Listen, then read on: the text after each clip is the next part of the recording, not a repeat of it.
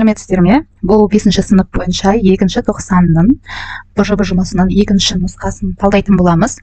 Бұл видеода бірінші бөлшектерді ортақ бөлімге келтіріңіз дейді.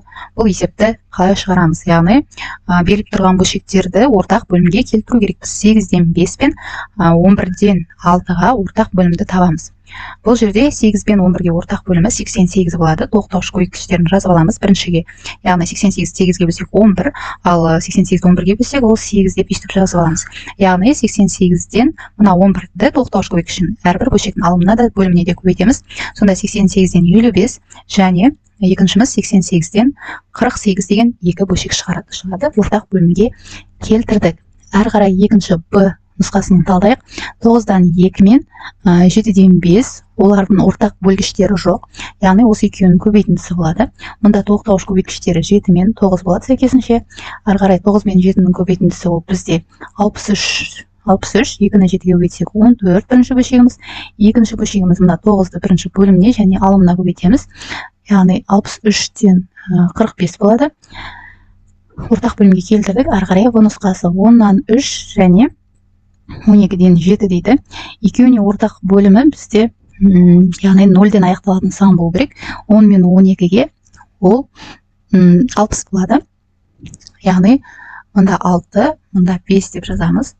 Сонда бізде пайда болған мынандай бөлшектеріміз 60-тан 18 және 60-тан 35 деп жазып қоямыз. Әрі қарай екінші есеп өсу ретімен жазыңыз дейді. Алдымен өсу ретімен жазу үшін біз мына бөлшектерімізді аралас сандар барлығын бірдей бөлімге келтіріп алуымыз керек. Ортақ бөлімге келтіріп алуымыз керек. 2,6-тан 5.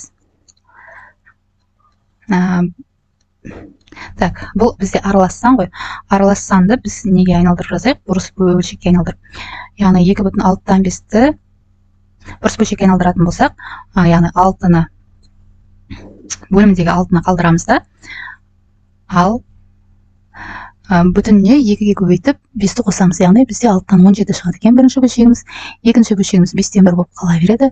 2-ден 3 болып қала береді үшінші бөлшек. 3-тен 1, 6-тан 5. Мына соңғы аралас санды да бұрыс бөлшекке айналдырып жазамыз. Бөлімі 5-тен 10 болады, иә? Яғни оны біз 2 деп те ала аламыз, 2 деген бүтін сан түрінде. Бірақ жақсы, осылай қала берсін. Енді барлығын ортақ бөлімге келтіру керек. Бізде 6, 5, 2, 3, 6 деген сандар беріліп тұр. Осын 4 санға ортақ бөлімі қандай?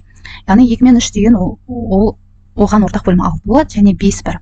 6 мен 5-ке ортақ бөлімі тапсақ жеткілікті. Бұл жерде бізде ортақ бөлімі бізде 30 болады екен. 30 болғанда біріншінің тоқтауыш көбейткішін табатын болсақ, ол 5-ге тең, мында 6-ға тең болады. Яғни 30-ды бөлімдеріне бөлеміз.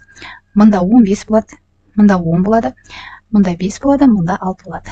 Енді бөлшектерімізді осы тоқтауыш көбейткіштерге көбейтіп жазайық. 30-дан 75, 30-дан 6, 30-дан 45, 30-дан 10, 30-дан 25, 30-дан 60. Бізде өсу ретімен жазыңдар деген, сондықтан ең кішісінен бастаймыз. Ең кішісі мына 30-дан 6 болады, иә? Одан кейінгісі 30-дан 10 болады. Одан кейінгісі мына 30-дан 25 болады. Одан кейінгі 30-дан 45 және 30-дан 60, сосын ең соңғысы 30-дан 75 болады екен. Енді біз оны бастапқы берілген бөлшектер бойынша жазатын болсақ, міне сәйкесінше біз астына жазып қойдық қой. Сол бойынша жазатын болсақ, бізде ең кішісі 5-тен 1 екен. 2 деп тұрғанымыз ол 3-тен 1 екен. 3 деп тұрғанымыз 6-тан 5 екен. 4 деп тұрғанымыз 2-ден 3 екен. 5 деп тұрғанымыз 5-тен 10. Немесе бастапқы түрде жазғанда ол 1,5-тен 5. Ең соңғы 6 деп тұрғанымыз ол да ең бірінші бөлшегіміз ол 2,6-тан 5 деген бөлшегіміз. Өсу ретімен жаздық. Осылай болады. Әрі қарай үшінші есепке көшемін. Пауза қойып түсініп алсаңыздар болады. Үшінші есеп. Амалдарды орындау, яғни қосу, азайту амалын орындауымыз керекпіз. 11-ден 5-ке қосамыз 11-ден 3. Бұл жерде бөлімдер бірдей болғандықтан сол бөлімін жазамыз да алымдарын қоса қоямыз. Яғни 11-ден 8 шығады екен. Соның азайтуы, яғни қасында тұр 30-дан 15-ден азайтамыз 30-дан 5. Яғни бұнда да солай, тек алымдарын азайтып қоямыз. 30-дан 10, бұл жерде бөлшектер қысқарады, екеуі де 10-ға бөлінеді. 3-тен 1 шығады. Әрі қарай Б нұсқасы. 30-дан 21 қосылған 35-тен 20. Бұл бөлшекті орындамас бұрын алдымен қысқартуларды орындай аламыз. Себебі 21-де 30-да екеуі де 3-ке бөлінеді, мұнда 7 болады, мұнда 10 болады. 35 пен 20-да екеуі де 5-ке бөлінеді, мұнда 4 болады, мұнда 7 болады. Яғни бізде мынандай бөлшек шықты. 10-нан 7-ге қосамыз 7-тен 4-ті. Ортақ бөлімі екеуіне 70 болады. Мұнда 7 деп жазамыз, мұнда 10 деп жазамыз. Тең болады. 70-тен 49-ға қосамыз 70-тен 40-ті. Тең болады екен. Ортақ бөлімін бірдеге келтірдік. 70 жазылады да 49 пен 49 қосып жазамыз. Бұл дегені 70-тен 89, оны аралас сан түрінде жазатын болсақ 1,70-тен 19 болады. Әрі қарай азайтуы 36-тан 24-тен азайтамыз 32-ден 21. Бұл жерде де қысқартуларды орындау керек болады. 36 мен 24-ті қысқартатын болсақ, екеуі де 4-ке бөлінеді. Мұнда 9 болады, мұнда 6 болады. Тағы қысқарады екен. Яғни 1-ден 12-ке қысқартуға болады екен. 3-тен 2 шығады екен. 3-тен 2, екінші бөлшегіміз ешқандай санға қысқармайды. Яғни 32-ден 21 болып қала береді. Енді осы 3 пен 32-ке ортақ бөлім келтіретін болсақ, осы екеуінің көбейтіндісі болады, себебі 32 3-ке бөлінбейді. Мұнда 32 деп жазамыз, мұнда 3 деп жазамыз. Яғни ортақ бөлімі бізде 96. Жерде 96-тан 64 азайтамыз. 96-тан 21 3-ке өтсек 63 болады. Яғни бөлімдерін бірдей түрде жазатын болсақ 96-ті алымдарынан 64-тен 63-ті азайтамыз. Яғни 96-тан 1 шығады екен. Келесі Б нұсқасын талдайық. 3,11-ден 3-ке қосамыз 2,5-тен 1-ді. Бұл бізде аралас сандар түрінде берілген. Алдымен ортақ бөлімге келтіреміз. 11 мен 5-ке ортақ бөлім осы екеуінің көбейтіндісі болады. 55 яғни. Мұнда тоқтауыш көбейткіштерін жазып кетеміз. Енді бірінші аралас санымызды өзгертіп жазатын болсақ, тоқтауыш көбейткішіне көбейтіп 3,55-тен 15 болады. Қосылған 2,55-тен 11 болады. Енді бұл жерде бүтіндеріне бүтіндерін қосамыз. 5,55 дейміз ортақ бөлімін, және алымдарын қоса қоямыз. 15-ке 11-ді қосамыз. Сонда бізде 5,55-тен 26 шығады екен. 55 пен 26 қысқармайды, яғни сол күйінде қалады.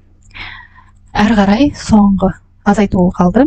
Үшінші есептің 5,4-тен 1 азайтылған 1,15-тен 1 дейді. Бұл жерде ортақ бөлімге келтіреміз. Ортақ бөлімі 4 пен 15-тің көбейтіндісі. Мұнда тоқтауыш көбейткіш 15, мұнда 4. 4 пен 15-тің көбейтіндісі ол бізде 60. 5,60-тан 15 азайтылған 1,60-тан 4. Тағы да бүтіннен бүтінін азайтамыз. 5-тен 1-ді азайтамыз 4. Ортақ бөлімін 60 деп жазып қойдық. Және алымдарынан азайтатын болсақ 15-тен 4-ді азайтамыз. Яғни 4,60-тан 11 шығады екен. Осымен үшінші есепті де аяқтадық. Әрі қарай төртінші есебіміз қалды.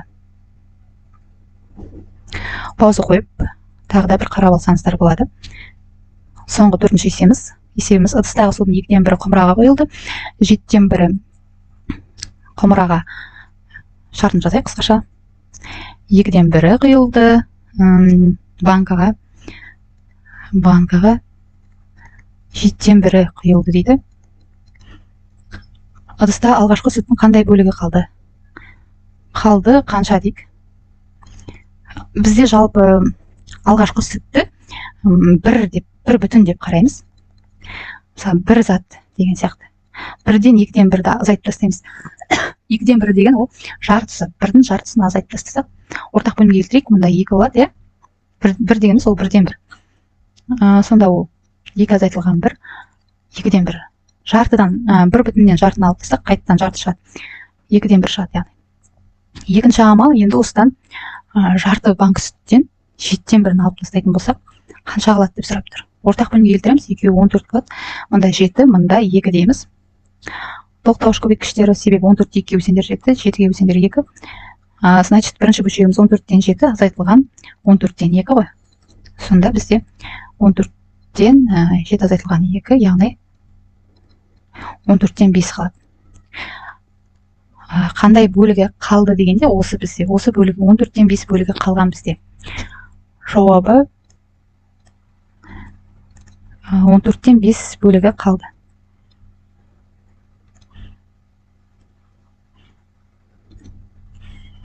Назарларыңызға рахмет. Бұл каналға тіркеліп, достарыңызға жіберіп, лайк қойып, пікір қалдырып отырыңыздар. Сау болыңыздар.